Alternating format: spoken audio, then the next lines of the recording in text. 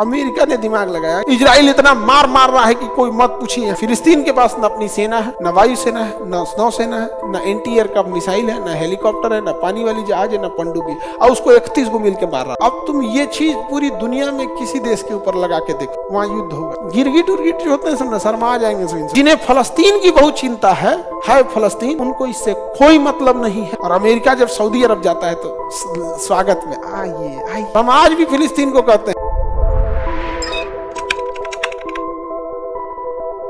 जो यूएनओ का सदस्य है वो महासभा का सदस्य है। 193 फिलहाल देश है।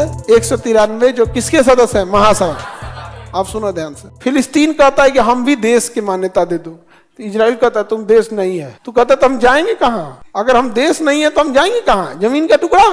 तो अमेरिका कहता है नहीं, इसको सदस्य नहीं बनाना है। तो अमेरिका ने दिमाग लगाया कि हमें अपनी लड़ाई खुद नहीं लड़नी है, अपने सामने यूएनओ को खड़ा कर देना है और यूएनओ बर्बाद कर देगा उस चीज को। जैसे नेता अपनी लड़ाई खुद नहीं लड़ता है, पुलिस को सामने कर देता है, पुलिस सामने कर देगा, ये एजेंसी है सब उसको सामने कर। अब आप ही मान के चलिए कोई बहुत बड़े मंत्री हैं, नेता है, आप ही प्रधानमंत्री है, लगा दो CBI, ED, income tax, GST, CBI, NIA, raw, IB सब लगा दे, समझे?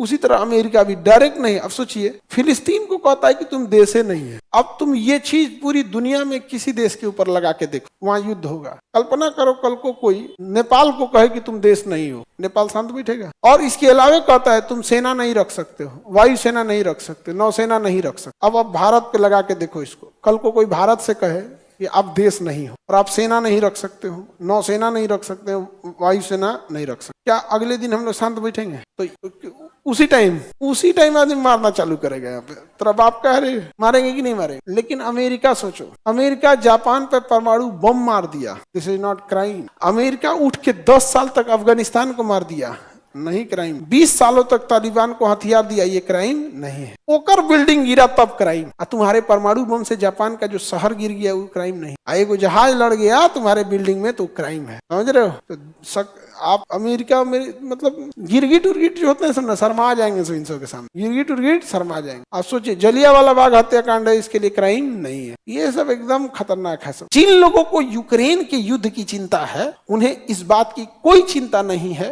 कि फलस्तीन में क्या हुआ। और ऐसा नहीं है, जिन्हें फलस्तीन की बहुत चिंता है फलस्तीन, उनको इससे कोई मतलब नहीं है कि यूक्रेन में कितने लोग मर गए। शायद उन्हें यूक्रेन की राजधानी भी न पता हो, लेकिन उन्हें इस बात की पता है कि फिलिस्तीन में कितने लोग मरे। फिलिस्तीन का कौन कौन शहर है याद है उनको, गाजा याद है उनको, एकदम हर एक शहर उनको याद है कौन मरा यहाँ पे। लेकिन यूक्रेन में उनको नहीं पता। समझ आ रहा है?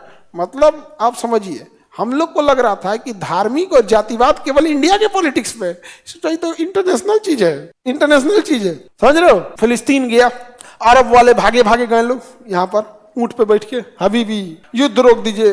इजराइल इतना मार रहा है कि कोई मत पूछिए। यहाँ पे हम लोग की तो उतनी है मतलब हिम्मतें नहीं इजराइल से लड़ सके। अरे बाप हो बाप, युद्ध रोकवा दीजिए। यूएनओ में गया युद्ध रोकने, तो कौन रोकेगा? सुरक्षा पर।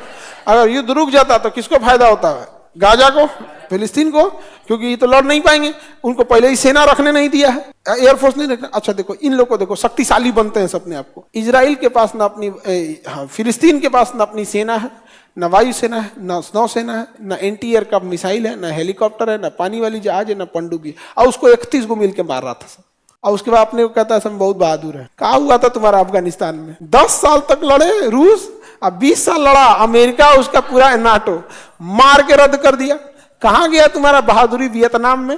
कहाँ गया तुम्हारा बहादुरी उत्तरी कोरिया किम जोंग के पास? सबसे पहले परमाणु बम निकालता है, कहता है कि इधर ये सब बंदूक उंदूक से शुरुआत नहीं, ये थोड़ी ना कि बंदूक बम तो मिसाइल फिर परमाणु। मारना ही है तो कौन है बताओ? कौन है रे? ये जापान है। तो जापान का हम क्या किए हैं? तो तुम क्या किया है? अमेरिका का साथ क्यों दिया? जापान को बस इसलिए मारने के लिए धमकी देता है कि तुम अमेरिका के साथ क्यों दिया। दक्षिणी कोरिया को इसलिए मारने के लिए कहता है कि तुम अमेरिका के साथ क्यों दिया। कहा कि अमेरिका दूर है थोड़ा सा, हमें परमाणु बम है तो उधर भी मारेंगे, आई सबको भी निपटाएंगे जा हम। तो ये सब अमेरिका को समझाता है, उत्तरी कोरिया से मत लड़िए, आदमी ठीक, हम लोग भी पिसा जाएंगे। नहीं समझ में गया? एकदम भयानक मार ले। तो इजराइल गया, सॉरी फिलिस्तीन गया कहां पर? यूएनओ में। युद्ध रोकवा दीजिए। तुमको गेटवे पे मना कर दे, तुम कौन हो? कहा हम फिलिस्तीन है। कहा कि तुम इसका सदस्य नहीं है। तो कहा उससे क्या हुआ, सुरक्षा परिषद की तो जिम्मेदारी है विश्व में शांति ले आना, शांति लाइए। तो सारे देशों ने कहा कि हाँ हाँ ऐसे देश पे हमला हो रहा है, यहाँ पे ऐसे शांति होना चाहिए। अमेरिका ने कर दिया वीटो, मार दबा के पूरा उधिया दे, तुम धुआं धुआं कर दो। और अमेरिका जब सऊदी अरब जाता है तो स्वागत में आइए आइए, समझे। हम लोग से क्या उम्मीद करो, हम लोग तो पहले नॉन एलाइजिंग मूवमेंट के गुट निरपेक्ष, इसके हैं गुट निरपेक्ष। और हम आज भी फिलिस्तीन को कहते हैं तुम खुल के सपोर्ट करो कि कश्मीर भारत का है, खुल के कहो कश्मीर भारत का है, हम सब तुम्हारे साथ खड़े रहेंगे। कश्मीर के मामले में भारत और पाकिस्तान का आंतरिक मामला है, और तुम्हारा गाजा जब तुमको इजराइल धोएगा तो हमको बचाओ।